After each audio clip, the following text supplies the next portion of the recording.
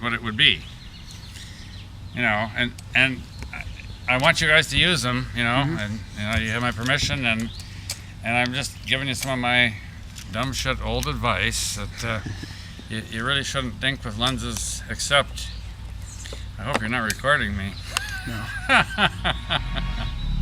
I'm on camera. Goddamn son of a bitch. These beats are made for watching. That mouth was made to spit. That ass was made to swerve. So talking and putting the work. Dropping on you like bird. 24/7. Never need to mention. Where the plug at? Where the weed at? Overtime full gear, getting stacks right. Stomping you up like cool. Super good. Hit the Panamera to the sunrise. Only green is on my mind. The color green is only on my mind. Like these beats are made for watching. That mouth was made to spit. Okay, pull up. Bossing with the ball when I touch, always blow up. Diamond on the wrist, smash the rim. Still on my mind when I'm trying to catch it. Everything that got a ring after what I'm putting in. Looking in at the 3-point line is going in.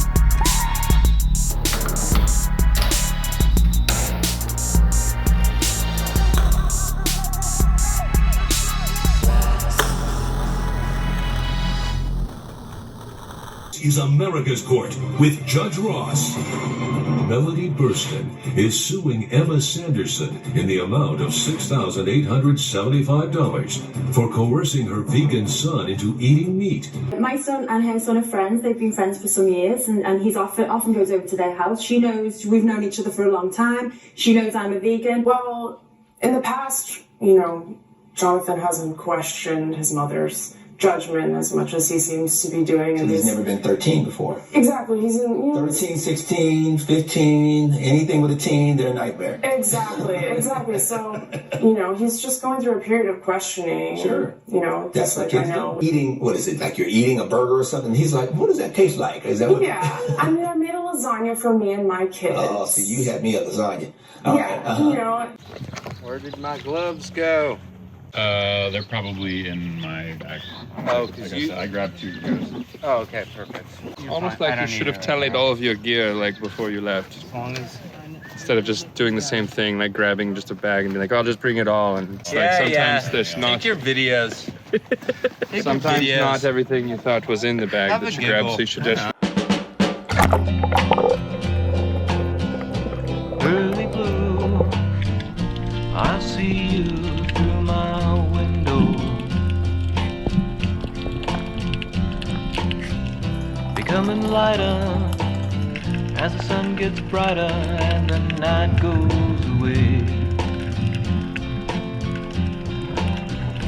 I wanna close my eyes and pretend it's night and quiet, so peaceful. But the rising sun starts a dead run wherever it may go.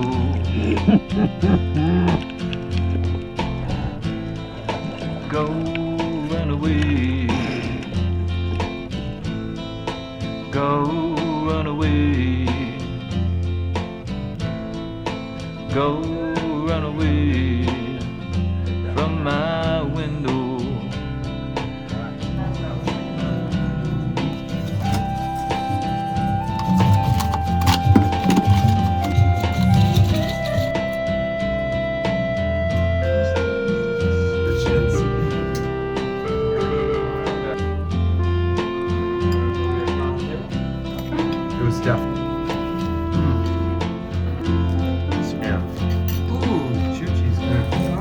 Sushi. Don't wanna see. Thanks for helping. Such a pleasure. Honestly, I think Just tonight? Did you say act natural?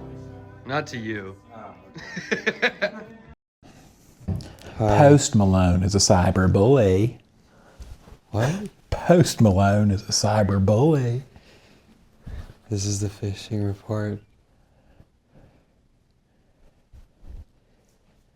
This is the fishing report.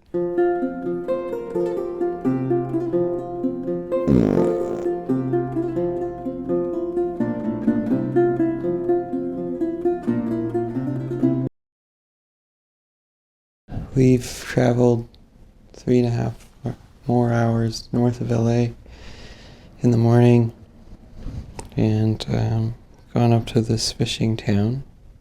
Yeah. And we've really accomplished nothing other than spending money on gear. When we went to the fishing stores, I was ashamed. We both got fishing licenses. But tomorrow, we're gonna make up for all that. We're gonna fix it. We found a spot. It's gonna be perfect. Post Malone is a cyber. Why is he a cyberbully? I think I could magnetize this to my hat. You think I could magnetize this to my hat? Oh. Uh-oh. Had the worst barbecue I've ever had. Worst meal I've ever had. We both ordered the same brisket. Cost $80. The meat was dry. The beans were crunchy. If I served that to people, I'd said this earlier, the first thing I thought of to say after I ate that meal was, if I served this to someone, I'd kill myself. Everything was bad. The coleslaw was bad. The potato tasted like cardboard somehow. I've never had bad barbecue in my whole life. Me neither. I've never had bad barbecue. And this was devastating. It was disturbing. Who's back there?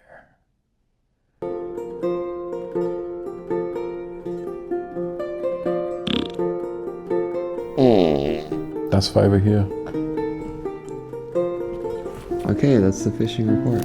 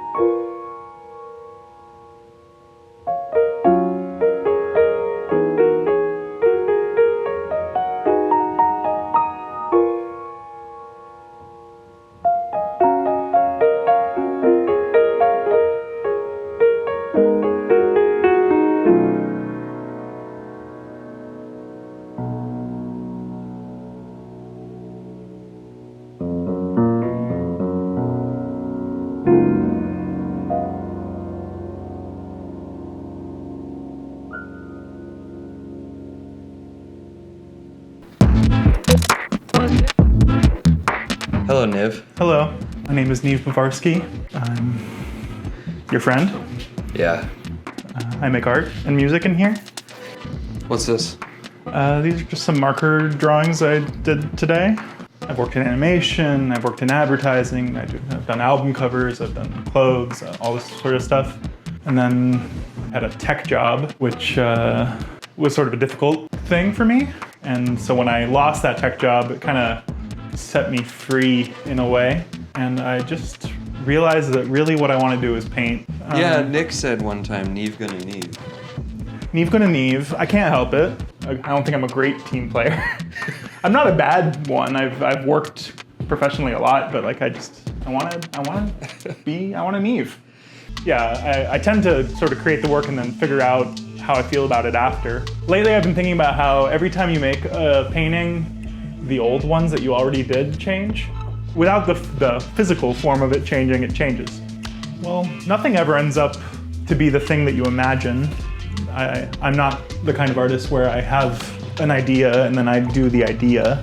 Right. I think I find the idea. Do you care to think about what people feel when they look at your work? I care what I feel. Like this painting up here, it's very much about the empty chair, I call that.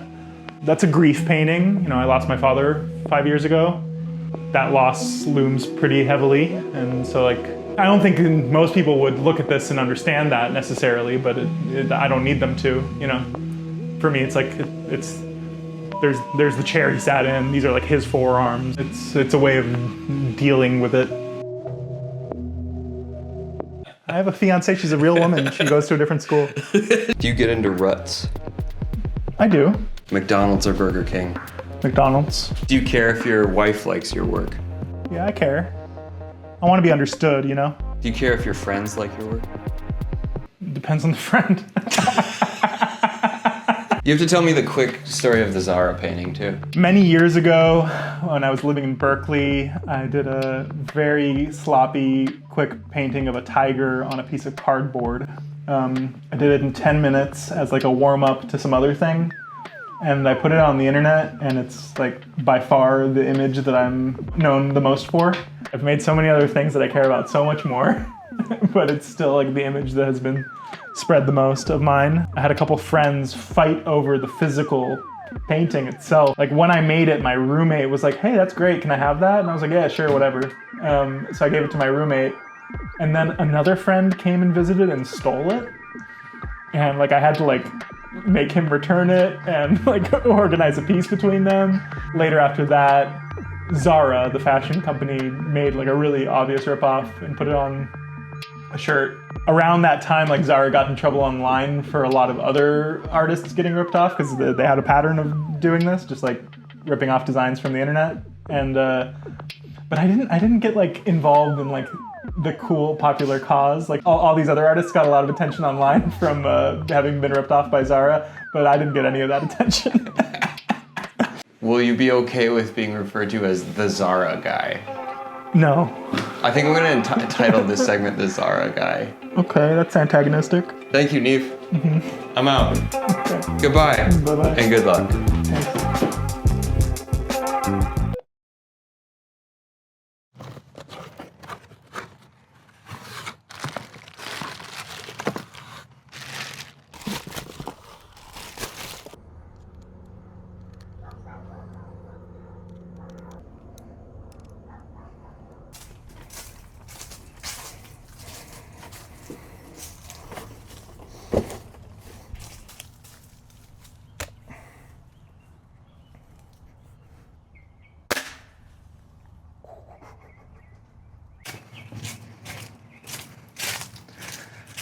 That thing fucking smokes, dude.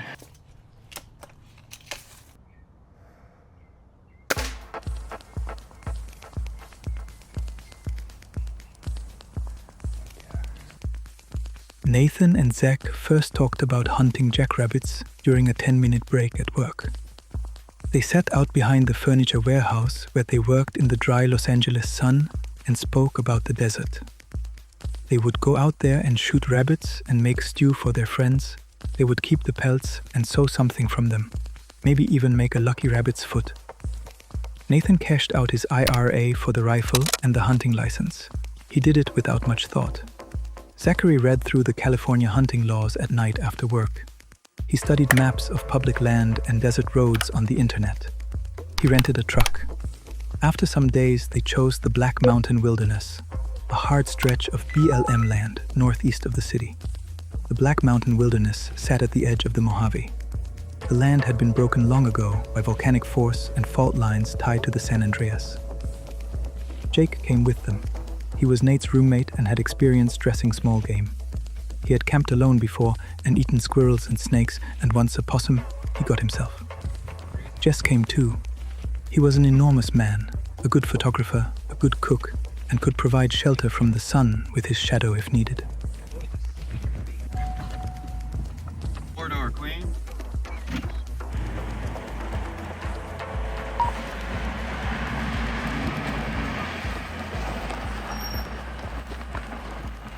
This is the place.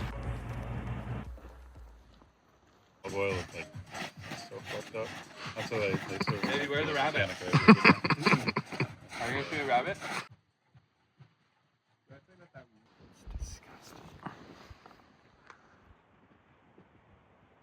You're just running, it's just sloshing. Holy shit. Do we bring the pipe, the pan?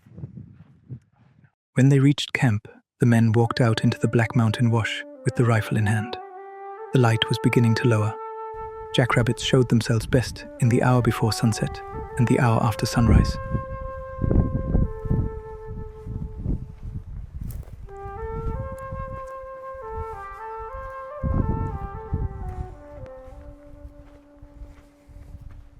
Did you hear me say to Zach where it's like, yeah, if you see one bolt, just try to Keep see an where eye on see where it beds down. 'Cause Yeah. That's how we're gonna know where it's at, and then Yeah.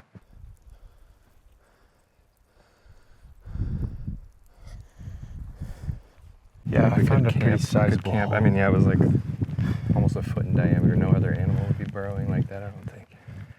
So we could kind of hang out around that. Yeah, it's on this side. Yeah, I marked it with a stick, kind of.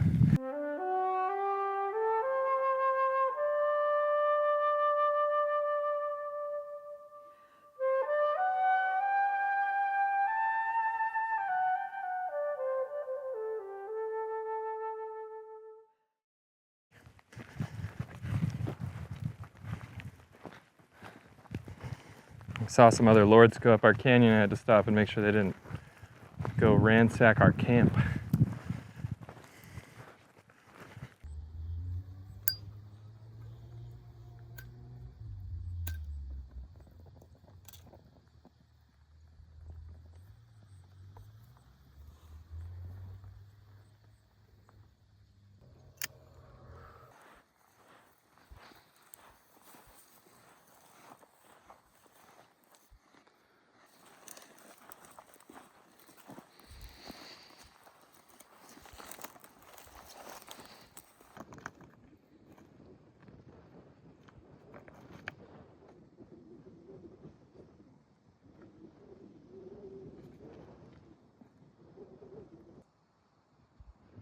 They saw none.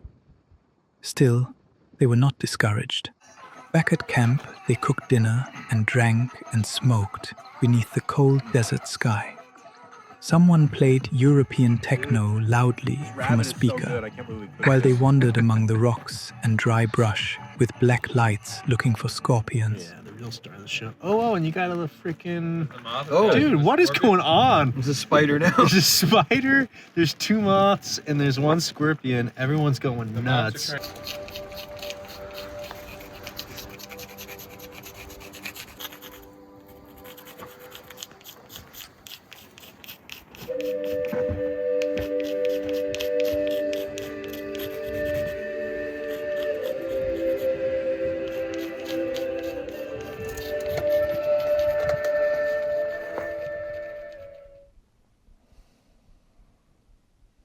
At sunrise, they went again into the wash.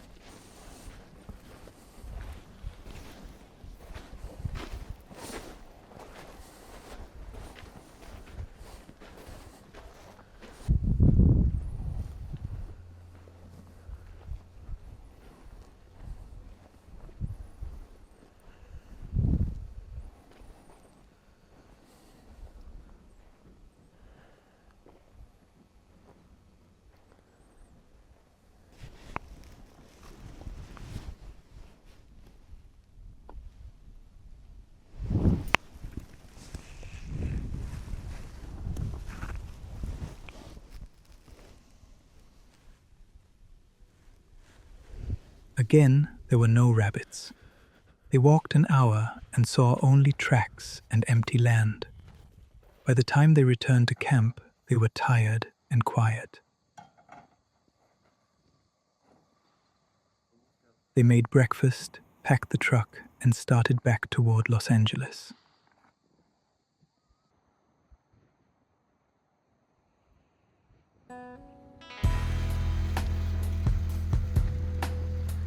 On the drive home, they found an abandoned weed farm hidden out in the desert.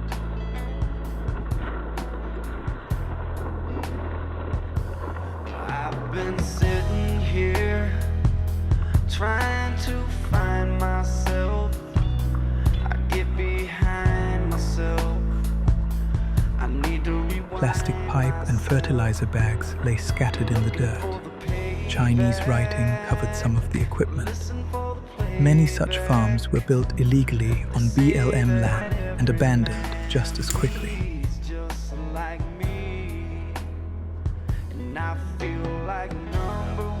A week later, Zach and Nate sat beside a fire in Los Angeles. Nate was burning letters from debt collectors one by one.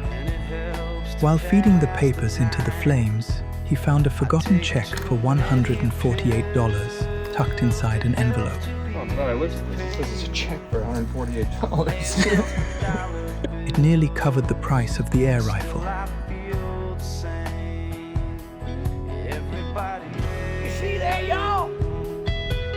Out beyond Black Mountain, the jackrabbits stayed hidden in their burrows beneath the cold desert earth. At dusk, they came quietly out across the flats again, untouched, moving through the creosote in the same silence they always had.